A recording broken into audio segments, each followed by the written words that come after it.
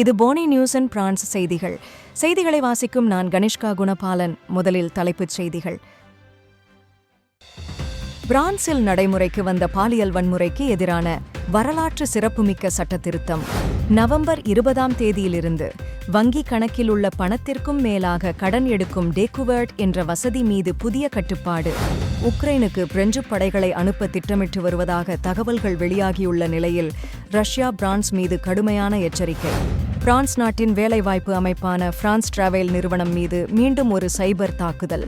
31,000 பேரின் தனிப்பட்ட தகவல்கள் திருட்டு. தொடர்வன விரிவான செய்திகள்.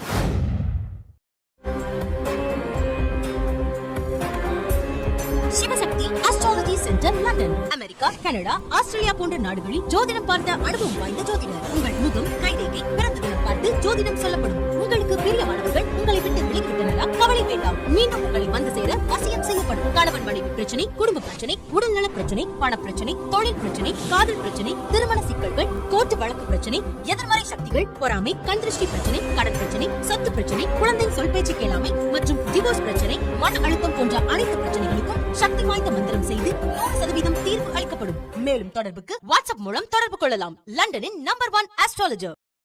போனி ஆப் மற்றும் போனி யூடியூப் சேனல் மூலம் உங்கள் வியாபாரத்தை ஐரோப்பா முழுவதும் உள்ள தமிழ் மக்களிடம் கொண்டு சேர்க்க இப்போதே திரையில் உள்ள எண் மூலம் எங்களை தொடர்பு கொள்ளுங்கள். பிரான்சில் பாலியல் வன்முறைக்கு எதிராக வரலாற்று சிறப்புமிக்க சட்ட திருத்தம் ஒன்று அமலுக்கு வந்துள்ளது. ஜிசெல் பெலிகோட் என்ற பெண்ணின் வழக்கைத் தொடர்ந்து ஒப்புதல் இல்லாத எந்தவொரு பாலியல் செயலும் பாலியல் வன்முறை எனும் வரையறை சட்டத்தில் தெளிவாக சேர்க்கப்பட்டுள்ளது. இந்த மசோதா நாடாளுமன்றத்தின் கீழ் சபை மற்றும் செனட் இரண்டிலும் பெரும்பான்மையுடன் நிறைவேற்றப்பட்டுள்ளது. ஜிசெல் பெலிகோட் தனது முன்னாள் கணவர் டொமினிக் பெலிகோட் தலைமையில் 51 ஆண்களால் 2011 2020 வரை மருந்து கொடுத்து மீண்டும் மீண்டும் பாலியல் வன்முறைக்கு உள்ளாக்கப்பட்டார். இந்த வழக்கில் டொமினிக் பெலிகோட் 20 ஆண்டுகள் சிறை தண்டனை பெற்றார். மற்ற குற்றவாளிகள் 3 முதல் 15 ஆண்டுகள் வரை தண்டிக்கப்பட்டனர். புதிய சட்டத்தின் முக்கிய அம்சமாக ஒப்புதல் என்பது தன்னிச்சையாக தெளிவாக முன்பே வழங்கப்படும், மேலும் எப்போது வேண்டுமானாலும் திரும்பப் பெறக்கூடியதாக இருக்க வேண்டும் என்று குறிப்பிடப்பட்டுள்ளது. மௌனம் அல்லது எதிர்வினை இல்லாமை எந்த நிலையிலும் ஒப்புதலாக கருதப்படாது எனவும் சட்டம் தெளிவுபடுத்துகிறது. மேலும் வன்முறை, கட்டாயம், மிரட்டல் அல்லது அதிர்ச்சி மூலம் நிகழும் எந்த ஒரு பாலியல் செயலும் ஒப்புதல் இல்லாத வன்முறையாகவே பார்க்கப்படும் என சட்டம் உறுதி செய்துள்ளது. இந்த சட்டம் ஜெர்மனி, பெல்ஜியம், ஸ்பெயின் போன்ற ஐரோப்பிய நாடுகளில் ஏற்கனவே நடைமுறையில் உள்ள ஒப்புதல் அடிப்படையிலான சட்டங்களுக்கு சமமாகும்.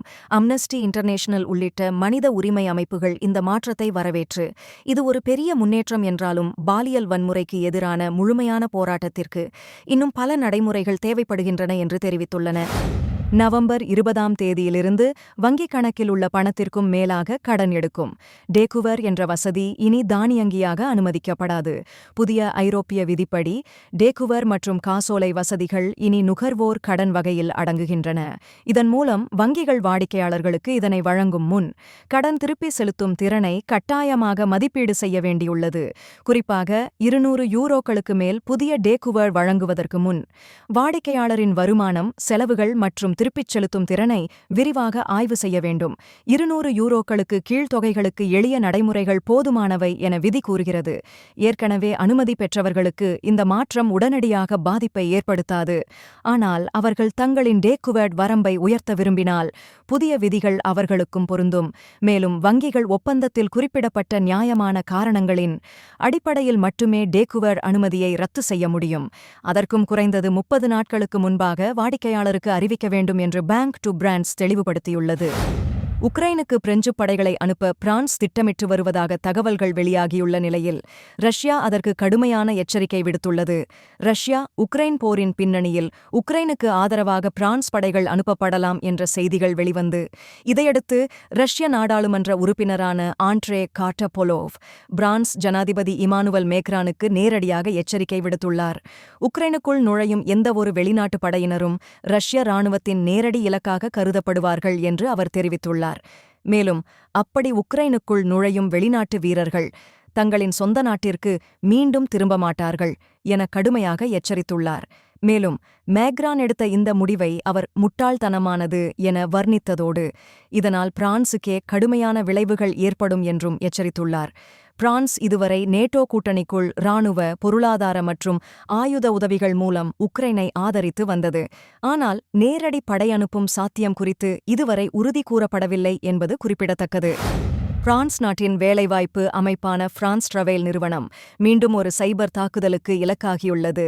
இதன் விளைவாக சுமார் 31,000 பேரின் தனிப்பட்ட தகவல்கள் திருடப்பட்டுள்ளதாக உறுதி செய்யப்பட்டுள்ளது. இத்தகவலை பிரான்ஸ் டிராவல் நிறுவனம் நேற்று அதிகாரப்பூர்வமாக உறுதிப்படுத்தியுள்ளது. அமைப்பின் தரவுகள் சேமிக்கப்பட்டிருந்த சேர்வர் மீது தாக்குதல் நடத்தப்பட்டதாகவும் அந்த தாக்குதலுக்கு பின்னால் ரஷ்யாவை தளமாக கொண்ட ஒரு ஹேக்கர் குழு இருப்பதாகவும் தெரிவிக்கப்படுகிறது. திருடப்பட்ட தகவல்களில் பாதிக்கப்பட்டவர்களின் பெயர், முகவரி, தொலைபேசி எண் மற்றும் மின்னஞ்சல் முகவரி போன்ற விவரங்கள் அடங்கியுள்ளன. எனினும் வங்கி விவரங்கள் பாதுகாப்பாக உள்ளன என பிரான்ஸ் டிராவல் தெளிவுபடுத்தியுள்ளது. ஏனெனில் அவை தனித்துவமான பாதுகாப்பு தளங்களில் சேமிக்கப்பட்டிருந்தன. சைபர் பாதுகாப்பு நிபுணர்கள் எச்சரிக்கையில் கூறியதாவது: இந்த திருடப்பட்ட தகவல்களை பயன்படுத்தி வேலை தேடுவோரின் முழுமையான சுய விபரப் பட்டியலை உருவாக்கி போலி வேலை வாய்ப்புகளை வழங்கி பண மோசடிகள் மற்றும் தனிப்பட்ட தரவு திருட்டு நடவடிக்கைகள் நடைபெறும் அபாயம் உள்ளது. இதனைத் தொடர்ந்து பிரான்ஸ் டிராவல் அமைப்பு தங்களின் தளத்தில் பதிவு செய்துள்ள வேலை தேடுவோருக்கு எச்சரிக்கை விடுத்து போலி மின்னஞ்சல்கள், வேலைவாய்ப்பு அழைப்புகள் அல்லது தனிப்பட்ட விவர கோரிக்கைகள் வந்தால் அவற்றை நம்பாமல் இருக்குமாறு அறிவுறுத்தியுள்ளது. நீங்கள் இதுவரை கேட்டது ஒனி நியூஸின் இன்றைய பிரதான செய்திகள்.